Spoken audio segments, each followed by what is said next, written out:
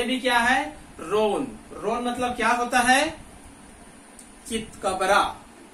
रोन मतलब क्या होता है, चितकबरा। जैसे आप लोग देखे होंगे गांव में कुछ रेड कलर के होते हैं, जैसे कि मान लो मेल है, वो व्हाइट कलर का कहना चाहिए गाय है, तो अगला पीढ़ी जो होता है हो सकता है चितकबरा आता है। चितकबरा मतलब इसमें आधे लाल है और आधा व्हाइट है, इसमें भी आधे लाल है और आधे क्या है, व्हाइट है। इसी को कोडोमिनेंस बोलते हैं। सप्रभाविता, इसका 50% और इसका 50%, इसमें इसका 50% लाल और इसका 50% व्हाइट, इसको बोलते हैं हम लोग रोन बोलते हैं। तो सप्रभाविता, दोनों का 50-50% योगदान है। जबकि मेंडल के अनुसार इसको क्या मिलना था, हाइब्रिड रेट। तो मेंडलवाद से ये विचलन है, कोडोमिनेंस।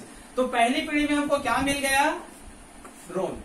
जब कहना चाहिए और अगली पीढ़ी में जब सेल्फ पोलिनेशन करते हैं तो दूसरी पीढ़ी में यहाँ पर सेम इसी प्रकार से लिख सकते हैं। पहले इधर से हम लोग क्रॉस करते हैं 1 2 3 4, आंख बंद करके इसको लिख सकते हैं। 2 अक्षर है हमको, तो इसको 1 2 और इसको 1 2 3 4 इधर से लेना है, तो 1 3 1 3 2 4 और उसके बाद उसको लिख दीजिए। तो इसमें आ जाएगा दोनों आर बड़ा, इसमें आ जाएगा दोनों आर छोटा, इसमें आ जाएगा एक बड़ा और एक छोटा, इसमें आ जाएगा एक बड़ा और एक छोटा। तो इसको हम लोग क्या बोलेंगे, दोनों आर बड़ा है तो रेड, इसमें दोनों छोटा है तो क्या बोलेंगे इसको, व्हाइट। इसमें एक बड़ा एक छोटा, एक बड़ा एक छोटा, तो दोनों को क्या बोलेंगे हम लोग, रोन। तो इसमें भी क्या प्रतिशत मिल रहा है, क्या रेशियो मिल रहा है, 25 50 25 25 50 25, मतलब 1 2 1 1 2 1। इसमें भी मिलेगा 1 2 1 25 50 25। ये दोनों क्या है, मेंडलवाद का विचलन। पुरानी सिलेबस में इसको अधिकांश पूछा जाता था, मेंडलवाद के विचलन के तौर पर इसको अधिकांश पूछा जाता था। इसके बाद हम लोग तीसरे और चौथे 2 या 3 हम लोग और क्या पढ़ेंगे, मेंडलवाद का विचलन। मेंडलवाद का विचलन, मेंडलवाद का विचलन के अंतर्गत हम लोग तीसरे और चौथे मेंडलवाद का विचलन का अध्ययन करेंगे। ठीक है, पहला क्या था, इनकम्प्लीट डोमिनेंस। सेकंड क्या था, कोडोमिनेंस। तीसरा क्या है, मल्टीपल एलिज्म। मल्टीपल एलिज्म, बहुविकल्पिता। और चौथा है पीलियोट्रॉफी, बहुप्रभाविता। 4 विचलन पढ़ेंगे। पहला इनकम्प्लीट डोमिनेंस, सेकंड है कोडोमिनेंस और तीसरा है मल्टीपल एलिज्म, बहुविकल्पिता और चौथा है पीलियोट्रॉफी, बहुप्रभाविता। क्लियर। देखिए, इस तीनों शब्दों को पहले दिमाग में बैठाइए, इस तीनों शब्दों को पहले दिमाग में बैठाइए। मेंडल ने क्या कहा था, मेंडल ने क्या कहा था, उन्होंने ये कहा था एक लक्षण या एक गुण के लिए केवल एक फैक्टर होते हैं। मेंडल ने ये कहा था एक लक्षण या एक गुण के लिए केवल एक ही फैक्टर होते हैं, ज्यादा फैक्टर नहीं होते हैं मेंडल के अनुसार। बाद के वैज्ञानिकों ने ये बताया कि एक लक्षण या एक गुण के लिए अनेक कारक हो सकते हैं, अनेक फैक्टर हो सकते हैं। मेंडल ने यह कहा था एक लक्षण के लिए एक कारक, एक लक्षण के लिए एक कारक। आधुनिक वैज्ञानिकों ने यह कहा कि एक लक्षण के लिए कई कारक हो सकते हैं, मतलब कई फैक्टर हो सकते हैं। क्लियर। मेंडल का कहना है एक लक्षण के लिए एक फैक्टर, मॉडर्न साइंटिस्ट का कहना है एक लक्षण के लिए कई फैक्टर। क्लियर। बाद के वैज्ञानिकों ने और ये बताया कि अनेक लक्षणों के लिए एक फैक्टर भी हो सकते हैं, अनेक लक्षणों के लिए एक फैक्टर भी हो सकते हैं। उसको इसमें अध्ययन करते हैं, पीलियोट्रॉफी में। मल्टीपल एलिज्म का शाब्दिक अर्थ होता है ये, इसको तो मेंडल ने कहा था। मल्टीपल एलिज्म का शाब्दिक अर्थ होता है एक लक्षण या एक गुण के लिए अनेक कारक होना, एक लक्षण या एक गुण के लिए अनेक कारक होना। जबकि प्लियोट्रॉपी का कहना है, बहुप्रभाविता का कहना है अनेक लक्षणों के लिए एक फैक्टर हो सकते हैं। क्लियर। अब देखते हैं मल्टीपल एलिज्म का एक उदाहरण। मल्टीपल एलिज्म में क्या कहा गया है? एक लक्षण के लिए कई कारक, एक लक्षण के लिए कई कारक। तो यहां पर देखिए ये ब्लड ग्रुप है, ये क्या है? ये ब्लड ग्रुप, ये एक लक्षण है। ब्लड ग्रुप क्या है? एक लक्षण है। तो यहां पर देखिए blood group A, blood group B, blood group A B और ब्लड ग्रुप ओ। ये ब्लड ग्रुप क्या है? एक लक्षण है। इसमें कहा गया एक लक्षण के लिए अनेक कारक। तो यहां पर देखते हैं, देखिए एक लक्षण हुआ ना, ये एक लक्षण हुआ कि नहीं हुआ? तो यहां पर देखिए इसके लिए दो कारक है, ये पहला कारक, ये दूसरा कारक। ये ब्लड ग्रुप बी, इसके लिए भी क्या है? दो कारक है। तो सिद्ध हो रहा है ना, एक लक्षण के लिए एक से अधिक कारक। क्लियर। तो देखिए ब्लड ग्रुप ए, इसके लिए दो कारक है, पहला कारक ये हो गया और दूसरा कारक ये हो गया। इस टेबल को याद रख लेंगे, ये टेबल संभवतः दिया गया है पुस्तक में, ये टेबल आपके पुस्तक में दिया गया है, इसको विशेष रूप से याद कर लेंगे। ठीक है। तो देखिए ब्लड ग्रुप ए, इसका जीनोटाइप क्या होता है? 2II लिख देंगे या फिर 2II। ये पहला फैक्टर है, ये दूसरा फैक्टर, इन दोनों में ए को लिख देना, ए। इसमें याद रखना ए और ओ, ए और ओ। उसके बाद दूसरा ब्लड ग्रुप है बी, इसमें भी लिख देंगे 2I। इसमें लिख देंगे, जैसे इसमें ए लिखे थे ना, तो इसमें क्या लिख देंगे? बी, पहला फैक्टर।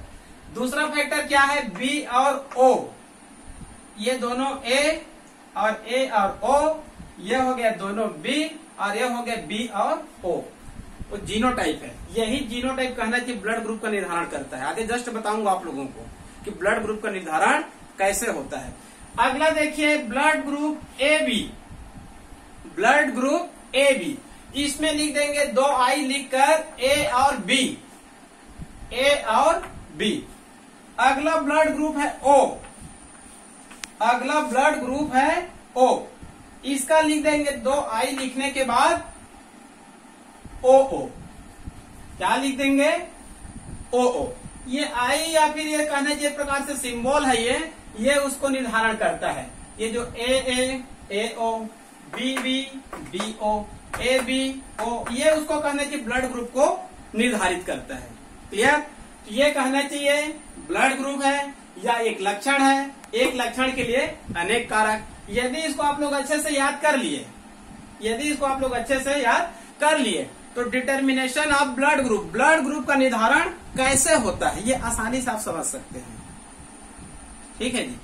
आपके पुस्तक में संभवतः 12वीं में ब्लड ग्रुप का निर्धारण कैसे होता है, ये संभवतः नहीं होगा। यहां पर तो होना चाहिए, लेकिन यहां पर नहीं है, मैं देख लिया हूं। ठीक है, हो सकता है कहना चाहिए कहीं दूसरे जगह भी दी हो, लेकिन यहां पर नहीं है। तो आप लोगों को मैं बताता हूं ब्लड ग्रुप का निर्धारण कैसे होता है। आप इसको उच्च स्तरीय बुक में पा सकते हैं।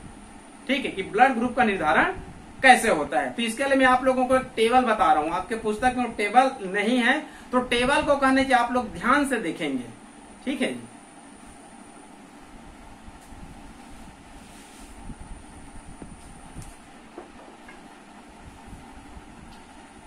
इस टेबल को ध्यान से देखिए। ठीक है, ये टेबल आपके पुस्तक में नहीं होगा। तो यहां पर मैं पुनः एक बार और सुविधा की दृष्टि से इसको लिख दिया हूं। ये ब्लड ग्रुप है ए बी ओ, ये उसका कहना चाहिए जीनोटाइप है। ये जीनोटाइप को तो अभी जस्ट आप लोग को बताया हूं, बार बार उसी को नहीं बताऊंगा। ये देखिए ब्लड ग्रुप का निर्धारण कैसे होता है। एक को हम लोग कहना चाहिए मेल मान लेते हैं और एक को फीमेल। इसमें कोई जरूरी नहीं है कि इसको ही मेल माने और इसको ही फीमेल माने, इसको उल्टा भी कर सकते हैं, इसमें कोई दिक्कत नहीं है। इसको मेल मान सकते हैं, इसको फीमेल, इसको मेल मान सकते हैं, इसको फीमेल, लेकिन दोनों में से एक को क्या मानना पड़ेगा? मेल, और एक को क्या मानना पड़ेगा? फीमेल। क्लियर। तो देखिए इस टेबल को, एक को मैं मेल लिख दिया और एक को फीमेल लिख दिया, और ये ब्लड ग्रुप है। मान लो कहना चाहिए मेल का ब्लड ग्रुप ये है और फीमेल का ब्लड ग्रुप ये है। ये है संभावित ग्रुप, मतलब इसमें से आ सकते हैं, और ये लिख दिया हूं असंभावित ग्रुप। असंभावित ग्रुप को मैं छोड़ दिया हूं। ठीक है, क्योंकि इसमें जो आ रहा है, ओ इसमें नहीं आएगा। क्लियर? तो उसको लिखने की आवश्यकता नहीं है। चलिए देखते हैं इस टेबल को अच्छे से। ठीक है, देखिए यदि माता पिता दोनों का ब्लड ग्रुप क्या है, ए, तो उसके आने वाले चाइल्ड में चाहे 2, 4, 10 कितने भी चाइल्ड उत्पन्न हो, उसमें सिर्फ कौन से ब्लड ग्रुप आ सकते हैं, ए और ओ ही आएंगे, दूसरा नहीं आएंगे। मतलब इसमें बी और ए भी कभी भी नहीं आएंगे। यदि माता पिता का ब्लड ग्रुप क्या है, ए और ए, तो ए और ओ ही आएंगे, ये दोनों कभी नहीं आएंगे। यदि माता पिता का ब्लड ग्रुप ए और ओ है, इसमें मिलाएंगे, ये जीनोटाइप है ना, जीनोटाइप को थोड़ा सा अच्छा से अध्ययन करेंगे तो फिर इसको आपको रटने की आवश्यकता नहीं है। देखिए मान लो माता पिता के एक में क्या है, ए और एक में क्या है, ओ, तो ए और ओ आएंगे क्योंकि ब्लड ग्रुप ए है, उसका निर्धारण कौन करता है, ए या फिर ए ओ। तो इसमें ए भी है और ओ भी है, तो 2 ए ले लेते हैं, तो इसमें ए भी आ सकता है और ओ भी आ सकता है। उसके बाद है ए और ओ, ए और ओ, ए और ओ, इसमें भी कहना चाहिए ए है और ओ है, और इसमें भी क्या है, ओ है। तो ए और ओ लेंगे तो क्या आ सकते हैं, ए और ओ, मतलब इसमें भी बी और ए भी इसमें कभी भी नहीं आएंगे, असंभावित। सेम इसी प्रकार से ये है, उसी प्रकार से सेम ये है, इसको और रटने की आवश्यकता नहीं है। बी और बी, तो इसमें आ जाएंगे बी और ओ, इसमें मतलब ए और ए भी इसमें भी कभी नहीं आएंगे।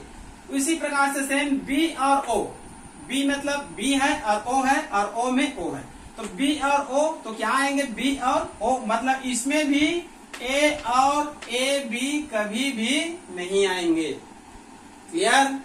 आगे यदि कहना चाहिए ए और बी है, ए और बी है, तो इसमें चारों आएंगे। माता पिता का एक का ए और एक का बी, एक का ए एक का बी, तो देखिए इसमें ए भी है, बी भी है, तो ए भी आ सकते हैं, बी भी आ सकते हैं, ए भी आ सकते हैं, ओ भी आ सकते हैं। तो ए भी है, ए और बी है, तो ये चारों आएंगे, खुद भी आ सकते हैं। क्लियर?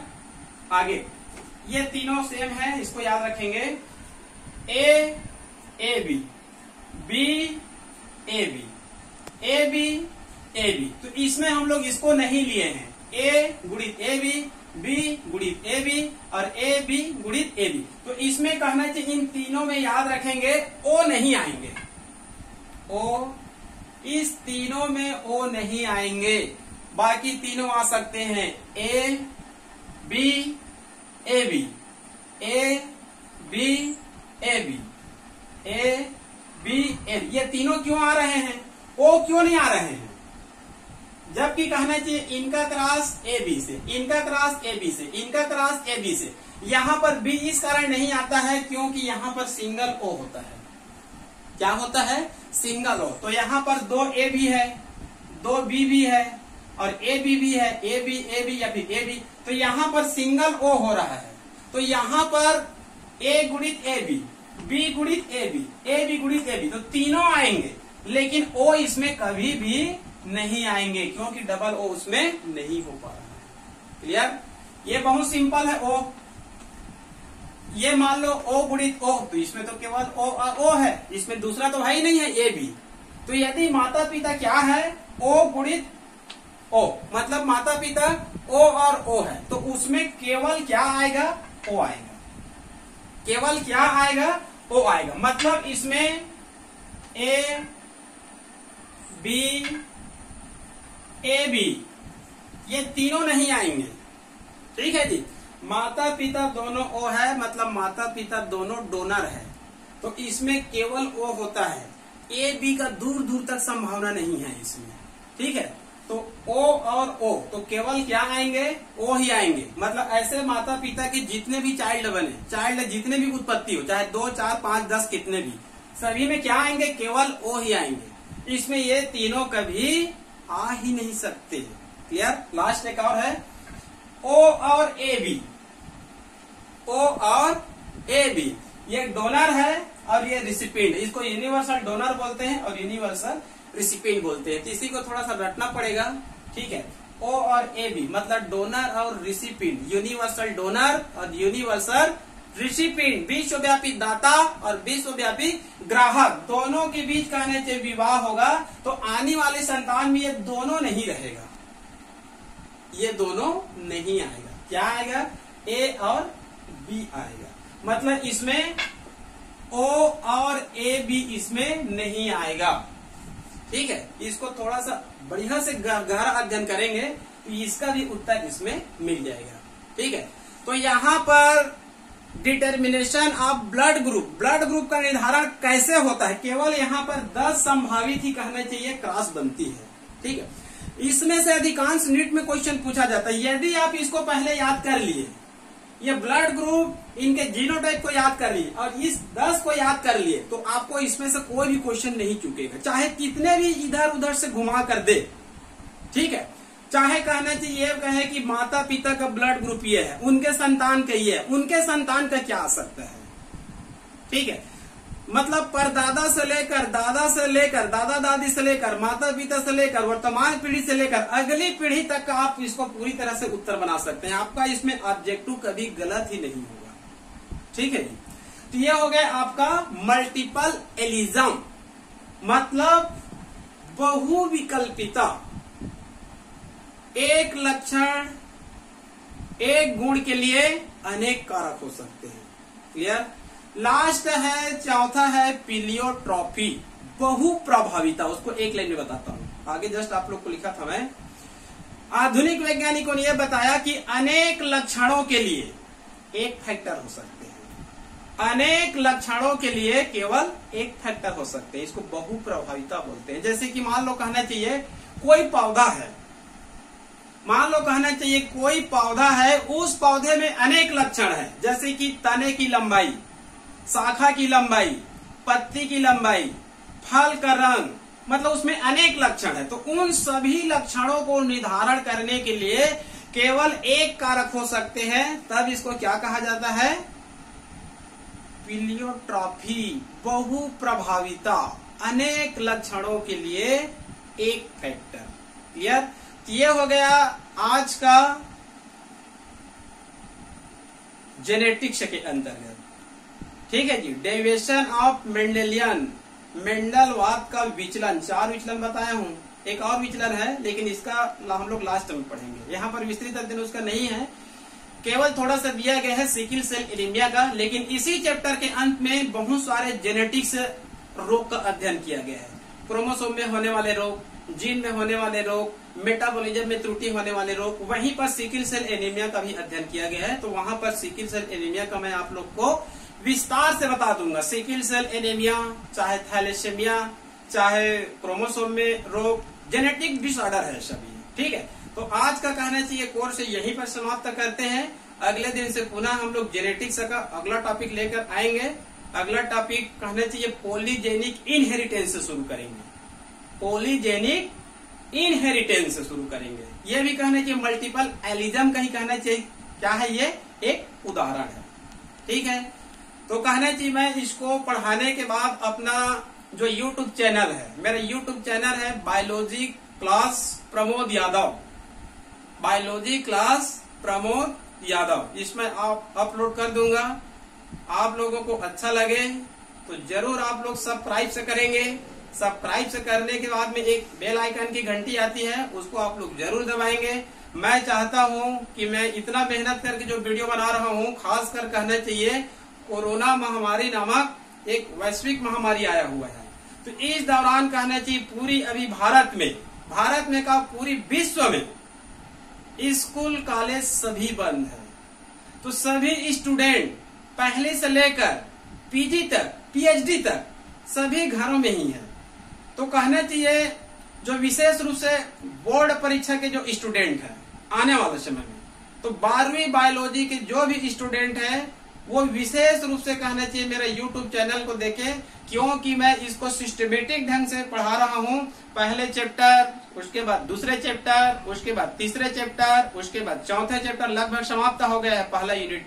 मेरा ये सेकंड यूनिट का प्रथम चैप्टर, मतलब सेकंड यूनिट के अंतर्गत एक 5वां चैप्टर है, मतलब विविधता और वंशागतिकी का सिद्धांत, ये अभी चैप्टर चल रहा है। और मैं चाहता हूं कि पूरी बायोलॉजी का जो जीव विज्ञान है उसको पूरी तरह से पढ़ाऊं और पूरी तरह से वीडियो बनाकर इसको अपने YouTube चैनल में क्या कर दूं, उसको अपलोड कर दूं। फिर आप लोग इसको अपने मनचाहे समय में देखिए। यदि आपके पास अभी काम है तो अभी आप नहीं देख सकते, कोई बात नहीं, आपको 24 घंटे में कभी भी समय तो मिलेगा। कभी भी समय मिलता है तो आप पुस्तक को सामने में रखिए, उसके बाद ईयरफोन को लगाइए और ध्यान लगाकर पढ़िए। मुझे उम्मीद ही नहीं, पूरी विश्वास है कि आप लोग मेरे पढ़ाए गए YouTube से अध्ययन करेंगे तो आपको पूरी तरह से एक ऑफलाइन क्लास जैसे लगेगा, ऑनलाइन क्लास जैसे नहीं लगेगा। ऐसा लगेगा कि मैं अपने स्कूल में ही पढ़ाई कर रहा हूँ। ठीक है जी, तो आज के लिए केवल इतना ही। कल हम लोग अगली चैप्टर लेकर मिलेंगे, तब तक के लिए